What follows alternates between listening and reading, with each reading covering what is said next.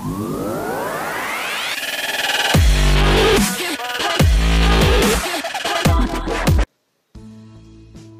అర్జున్ నటించిన DJ Duvvada Jagannatham audio launch వేడుక హైదరాబాద్ లో కన్నుల పండుగగా జరిగింది. ఈ వేడుకలో విడుదలైన పాటలు ఒక ఎత్తైతే ఈ వేడుకకు హాజరైన చిత్ర బృందం ఈ సినిమాకు సంబంధించిన విశేషాలు చెప్పి సినిమా ఎప్పుడు వస్తుందా అనే ఆతృతను అంచనాలను పెంచేసింది.